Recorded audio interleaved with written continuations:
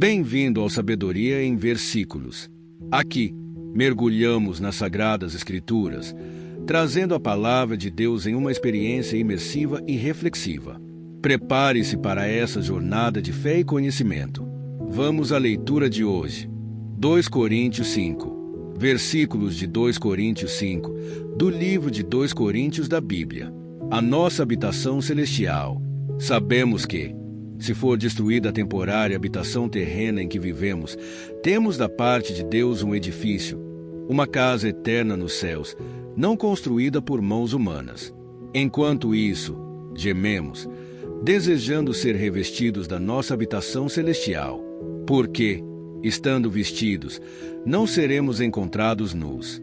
Pois, enquanto estamos nesta casa, gememos e nos angustiamos, porque não queremos ser despidos, mas revestidos da nossa habitação celestial, para que aquilo que é mortal seja absorvido pela vida.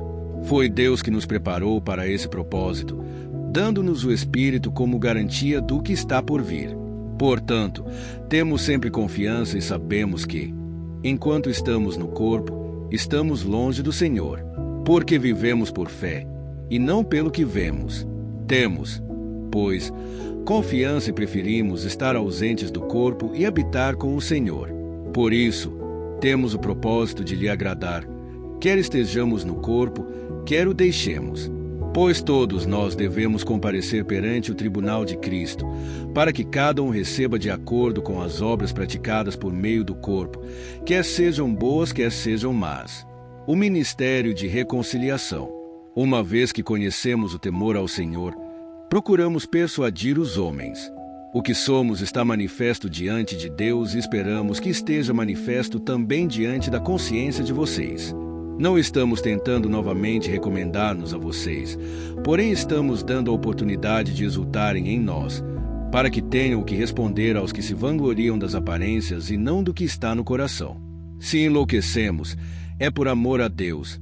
Se conservamos o juízo, é por amor a vocês.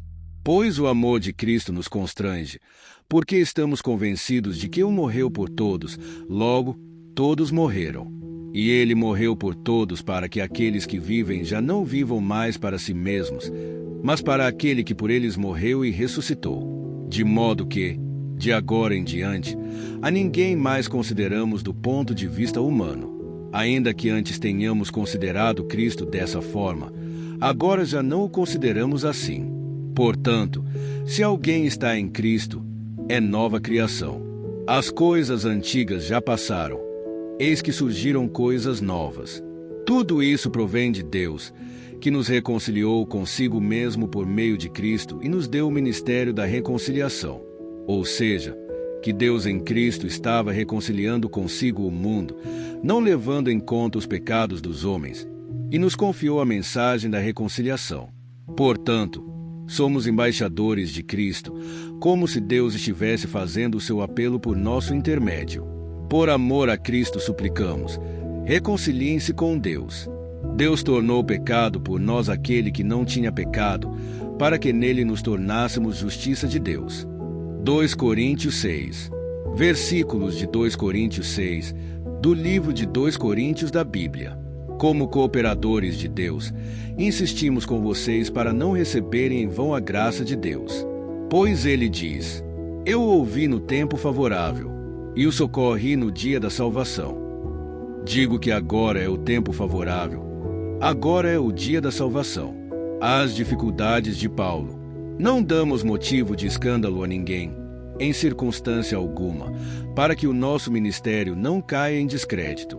Ao contrário, como servos de Deus, recomendamo-nos de todas as formas, em muita perseverança, em sofrimentos, privações e tristezas, em açoites, prisões e tumultos, em trabalhos árduos, noites sem dormir e jejuns, em pureza, conhecimento, paciência e bondade, no Espírito Santo e no amor sincero, na palavra da verdade e no poder de Deus, com as armas da justiça, quer de ataque, quer de defesa, por honra e por desonra, por difamação e por boa fama, tidos por enganadores, sendo verdadeiros, como desconhecidos, apesar de bem conhecidos, como se estivéssemos morrendo, mas eis que vivemos, espancados, mas não mortos, entristecidos, mas sempre alegres, pobres, mas enriquecendo muitos outros, nada tendo, mas possuindo tudo. Falamos abertamente a vocês,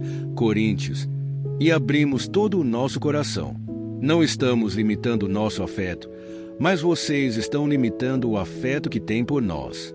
Numa justa compensação, falo como a meus filhos, abram também o coração para nós. Associações com incrédulos. Não se ponham em julgo desigual com descrentes. Pois o que tem em comum a justiça e a maldade? Ou que comunhão pode ter a luz com as trevas? Que harmonia entre Cristo e Belial? Que há de comum entre o crente e o descrente? Que acordo há entre o templo de Deus e os ídolos? Pois somos santuário do Deus vivo. Como disse Deus, habitarei com eles, e entre eles andarei, serei o seu Deus, e eles serão o meu povo.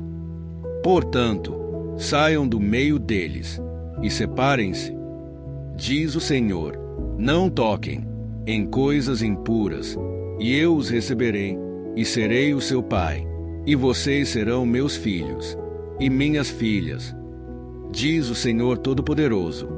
2 Coríntios 7, versículos de 2 Coríntios 7, do livro de 2 Coríntios da Bíblia.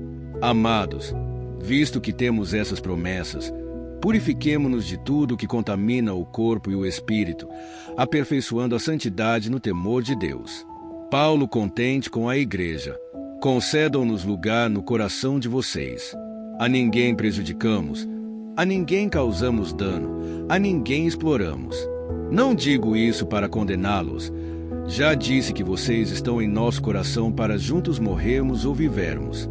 Tenho grande confiança em vocês, e de vocês tenho muito orgulho. Sinto-me bastante encorajado. Minha alegria transborda em todas as tribulações. Pois, quando chegamos à Macedônia, não tivemos nenhum descanso, mas fomos atribulados de toda forma, conflitos externos, temores internos. Deus, porém, que consola os abatidos, consolou-nos com a chegada de Tito, e não apenas com a vinda dele, mas também com a consolação que vocês lhe deram. Ele nos falou da saudade, da tristeza e da preocupação de vocês por mim, de modo que a minha alegria se tornou ainda maior. Mesmo que a minha carta tenha causado tristeza a vocês, não me arrependo. É verdade que a princípio me arrependi, pois percebi que a minha carta os entristeceu, ainda que por pouco tempo. Além de encorajados, ficamos mais contentes ainda ao ver como Tito estava alegre, porque seu espírito recebeu refrigério de todos vocês. Agora, porém, me alegro, não porque vocês foram entristecidos, mas porque a tristeza os levou ao arrependimento. Pois vocês se entristeceram como Deus desejava e de forma alguma foram prejudicados por nossa causa. A tristeza, segundo Deus, não produz remorso, mas sim um arrependimento que leva à salvação. E a tristeza, segundo o mundo, produz morte. Vejam o que esta tristeza, segundo Deus, produziu em vocês. Que dedicação, que desculpas, que indignação, que temor, que saudade, que preocupação, que desejo de ver a justiça feita. Em tudo vocês se mostraram inocentes a esse respeito. Assim, se escrevi, não foi por causa daquele que cometeu o erro nem daquele que foi prejudicado, mas para que diante de Deus vocês pudessem ver por vocês mesmos como são dedicados a nós. Por isso tudo fomos revigorados. Eu lhe tinha dito que estava orgulhoso de vocês, e vocês não me decepcionaram. Da mesma forma que era verdade tudo o que dissemos, o orgulho que temos de vocês diante de Tito também mostrou-se verdadeiro. E a afeição dele por vocês fica maior ainda, quando lembra que todos vocês foram obedientes, recebendo com temor e tremor. Alegro-me por poder ter plena confiança em vocês. 2 Coríntios 8, versículos de 2 Coríntios 8, do livro de 2 Coríntios da Bíblia. A chamada à generosidade. Agora, irmãos, queremos que vocês tomem conhecimento da graça que Deus concedeu às igrejas da Macedônia. No meio da mais severa tribulação, a grande alegria e a extrema pobreza deles transbordaram em rica generosidade. pois dou testemunho de que eles deram tudo quanto podiam e até além do que podiam. Por iniciativa própria, eles nos suplicaram insistentemente o privilégio de participar da assistência aos santos. E não somente fizeram o que esperávamos, mas entregaram-se primeiramente a si mesmos ao Senhor e, depois, a nós, pela vontade de Deus. Assim, recomendamos a Tito que, assim como ele já havia começado, também completasse esse ato de graça da parte de vocês. Todavia, assim como vocês se destacam em tudo, na fé, na palavra, no conhecimento, na dedicação completa e no amor que vocês têm por nós, destaquem-se também neste privilégio de contribuir. Não estou dando uma ordem, mas quero verificar a sinceridade do amor de vocês, comparando com a dedicação dos outros. Pois vocês conhecem a graça de nosso Senhor Jesus Cristo que, sendo rico, se fez pobre por amor de vocês, para que por meio de sua pobreza vocês se tornassem ricos. Este é meu conselho. Convém que vocês contribuam, já que desde o ano passado vocês foram os primeiros, não somente a contribuir, mas também a propor esse plano. Agora, completem a obra, para que a forte disposição de realizá-la seja igualada pelo zelo em concluí-la, de acordo com os bens que vocês possuem. Porque, se a prontidão, a contribuição é aceitável de acordo com aquilo que alguém tem, e não de acordo com o que não tem. Nosso desejo não é que outros sejam aliviados enquanto vocês são sobrecarregados, mas que haja igualdade. No presente momento, a fartura de vocês suprirá a necessidade deles, para que, por sua vez, a fartura deles supra a necessidade de vocês. Então haverá igualdade. Como está escrito, quem tinha recolhido muito não teve demais, e não faltou a quem tinha recolhido pouco. Tito é enviado a Corinto. Agradeço a Deus ter ele posto no coração de Tito o mesmo cuidado que tenho por vocês. Pois Tito não apenas aceitou o nosso pedido, mas está indo até vocês, com muito entusiasmo e por iniciativa própria. Com ele estamos enviando o irmão que é recomendado por todas as igrejas por seu serviço no Evangelho. Não só por isso, mas ele também foi escolhido pelas igrejas para nos acompanhar quando formos ministrar esta doação, o que fazemos para honrar o próprio Senhor e mostrar a nossa disposição. Queremos evitar que alguém nos critique quanto ao nosso modo de administrar essa generosa oferta, pois estamos tendo cuidado de fazer o que é correto, não apenas aos olhos do Senhor, mas também aos olhos dos homens. Além disso, estamos enviando com eles o nosso irmão que muitas vezes e de muitas maneiras já nos provou que é muito dedicado, e agora ainda mais, por causa da grande confiança que ele tem em vocês. Quanto a Tito, ele é meu companheiro e cooperador entre vocês. Quanto a nossos irmãos, eles são representantes das igrejas e uma honra para Cristo. Portanto, diante das demais igrejas, demonstrem a esses irmãos a prova do amor que vocês têm e a razão do orgulho que temos de vocês.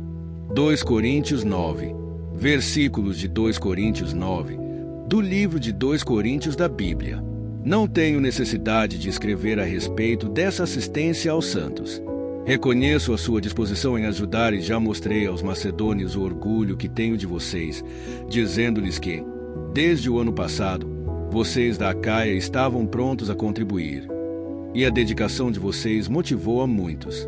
Contudo, estou enviando os irmãos para que o orgulho que temos de vocês a esse respeito não seja em vão, mas que vocês estejam preparados, como eu disse que estariam, a fim de que, se alguns macedônios forem comigo e os encontrarem despreparados, nós, para não mencionar vocês, não fiquemos envergonhados por tanta confiança que tivemos. Assim, achei necessário recomendar que os irmãos os visitem antes e concluam os preparativos para a contribuição que vocês prometeram. Então ela estará pronta como oferta generosa, e não como algo dado com avareza. Semear generosamente. Lembrem-se, aquele que semeia pouco também colherá pouco, e aquele que semeia com fartura também colherá fartamente. Cada um dê conforme determinou em seu coração, não com pesar ou por obrigação, pois Deus ama quem dá com alegria. E Deus é poderoso para fazer que toda a graça lhe seja acrescentada, para que em todas as coisas, em todo o tempo, tendo tudo o que é necessário, vocês transbordem em toda boa obra. Como está escrito: distribuiu, deu os seus bens aos necessitados. A sua justiça dura para sempre.